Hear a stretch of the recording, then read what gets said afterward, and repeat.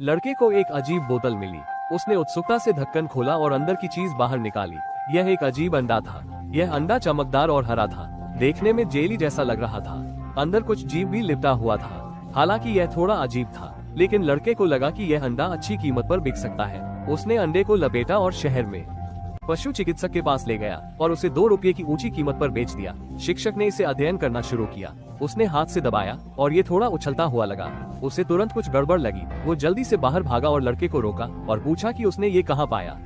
लेकिन जैसे ही शिक्षक बाहर गया, अंडा हिलने लगा। इसके बाद अंडे का खोल बीच से फट गया और एक छोटा पंजा बाहर निकला, जिसने कुछ बार खरोंचा और खोल टूट गया।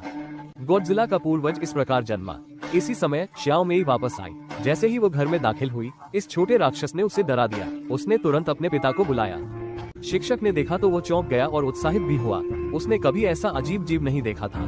जब छोटा राक्षस ध्यान नहीं दे रहा था, उसने उसे पकड़ लिया और लोहे के पिंजरे में बंद कर दिया।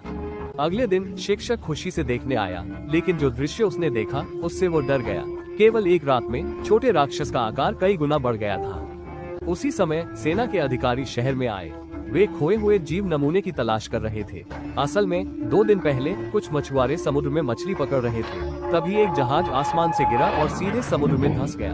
बाहरी अंतरिक्ष से लाया गया जीव नमूना भी समुद्र में गिर गया, जिसे लड़के ने उठा लिया। सेना ने नमूना खोजने के लिए स्थानीय मछुआरों को ऊंची इनाम राशि दी। लड़का ये सुनकर तुरंत सामने आया और उन्हें बोतल तक ले गया, लेकिन अंदर का जीव उसने शिक्षक को बेच दिया था।